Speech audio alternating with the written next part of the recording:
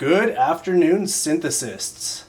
Today we are looking at the Oberheim Matrix 1000, a 6-voice synthesizer released in 1987. The Matrix 1000 is a sibling of the Matrix 6 and 6R. It just comes in a smaller package, a 1U rack format, but it's the same internal engine. In my opinion, the Matrix 1000 is pretty much the best bang for your buck in terms of value and size as far as vintage analog synthesizers go. You can't get much more sound and power out of a 1U rack format for its price. It features 6 voices that are DCO based, utilizes the CEM 3396 24 dB per octave low pass filter. It features 3 envelopes and 2 ramp generators, as well as 2 LFOs plus vibrato. It also has 10 times the patch memory of the Matrix 6 and 6R, as it has 1,000 total preset spots. It also features 10 mod matrix slots, and there was a white-faced version that was made a bit later in the 90s. The synthesizer was produced from 1987 all the way through to 1994. However, Oberheim was acquired in 1988 by Gibson, although Gibson continued to produce the Matrix 1000 until the mid-90s, as I mentioned a moment ago.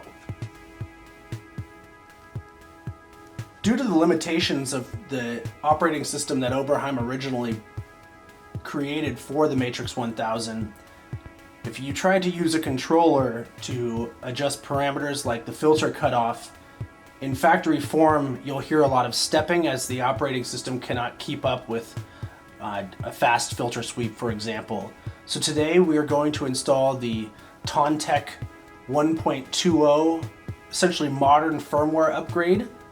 There's a gentleman named Bob Grebe, otherwise known as Tauntek, and he has created modern operating systems for many different vintage synthesizers to add functionality in terms of MIDI and SysX and CC changeability.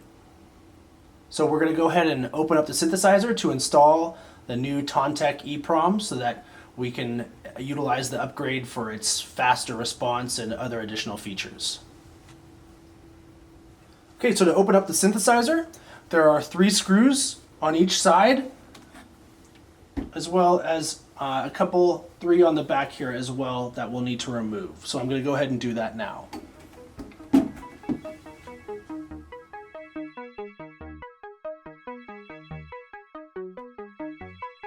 Now we have the unit open, and I'll just go over the layout here really quickly so that you can see it. One thing I want to point out right off the bat is if you are opening one of these, especially if you have a little experience, don't ever have it plugged in or turned on and let it sit for a while before you decide to open it, as these power supply capacitors can hold voltages for a significant amount of time.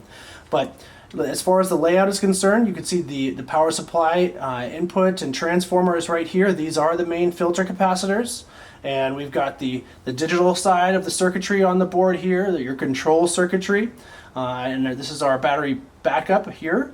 And then our analog circuitry is over here, as well as the MIDI jacks in the back. We've got a DAC right here, and these are our filters, those 3396 CEM filters that I mentioned earlier, 1 per voice.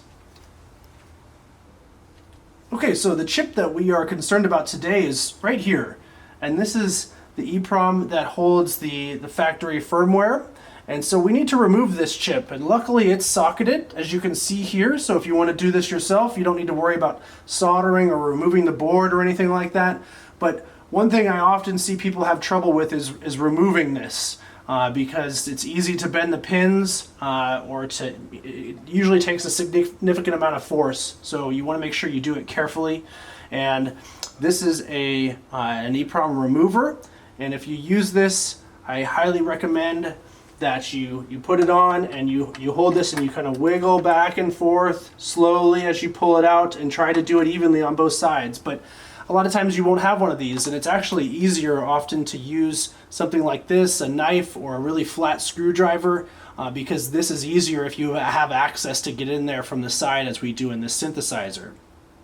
So I'm just going to come in here and I'm going to gently slot this underneath the chip here, and I'm just going to slowly wiggle it up. You can see it's coming up there a little bit, and as I do that I'm going to try to bring it back a little bit further. Don't force it. And as I come all the way back and through, I'm just slowly pulling it up, and we've pulled it out there.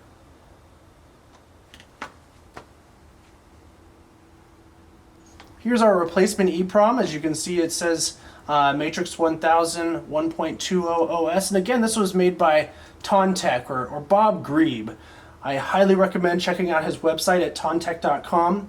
He's done all of these firmware upgrades for free. He offers the files on his website. You do not need to spend 30 bucks on eBay for one of these. It's actually fairly easy to buy a programmer for 50 bucks and just buy some blank EEPROMs.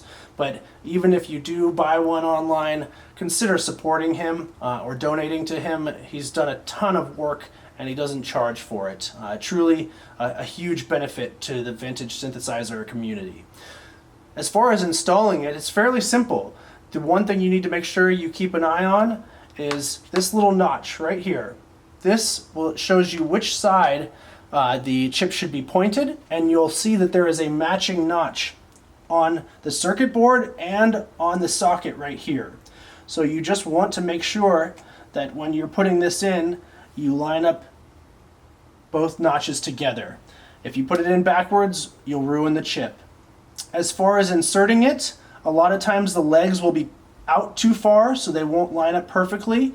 And what I do is I just put the chip on its side and gently press down on the pins evenly to bring them back together so that it lines up nicely with the socket itself. You want to make sure that none of these pins get stuck out or get bent inwards, because it's not going to work.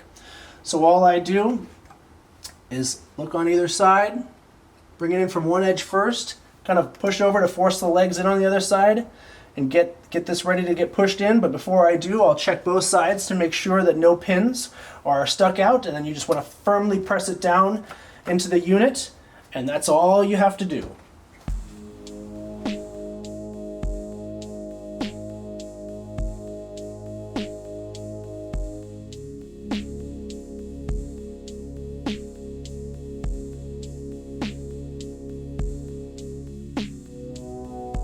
As you can see here, we actually have 3 Oberheim Matrix 1000 units, all of which have been upgraded to the Tauntek 1.20 firmware.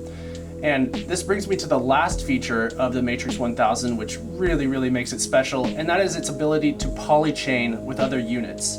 Oberheim referred to this as group mode in the manual, but this isn't simply, running MIDI in to out to in, and having each unit essentially playing the exact same MIDI signal. What you do is you set the first unit as a master unit. And you simply do that by coming in here to units, and you'll see I've already got it set there, but it would default to off. But you'll notice when I change it back, you'll see these lights here activate. So if I come up to 2, those pop up, and you can see now that they're all linked together. And this means that the master unit actually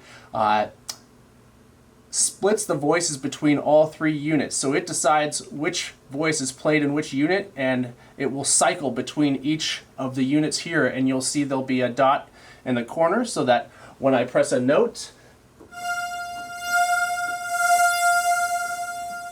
you'll get the notification from the unit itself.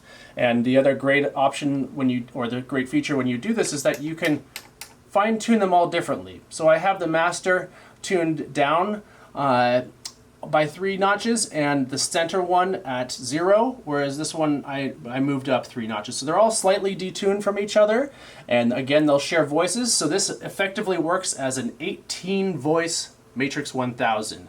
Very cool, very worth doing. Even with 2 units, it sounds incredible. Here we are looking at an Oberheim Matrix 6, which, as I mentioned earlier, shares the same internal synthesis engine as the Matrix 6R and the Matrix 1000. So it's only fitting that we're going to use the Matrix 6 as a controller today to play the Matrix 1000s. However, you will not hear the Matrix 6 on that. We are simply using it as a controller. So now we're going to use this Oberheim Matrix 6 to control the 3 polychained Matrix 1000s. We're going to show you some presets and do some editing, and we're using the Kiwi Technics patch editor to do this. It comes pre-programmed from the factory to work with all the Matrix series, 6R 1000 right out of the box, as well as many other synthesizers. And so we have the MIDI notes coming from the Matrix 6, but the edit parameters coming from the Kiwi Technics patch editor, and it's going straight into those 3 units in the rack behind me.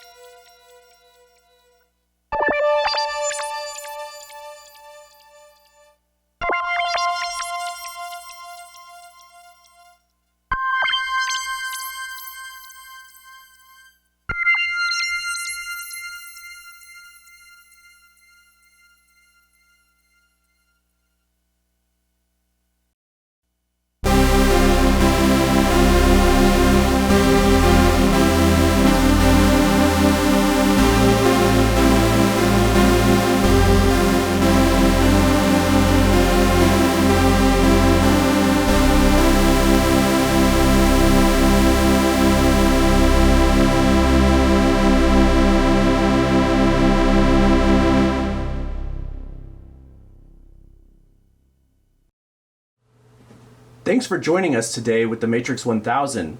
Please subscribe to see content featuring this synthesizer and others in the future.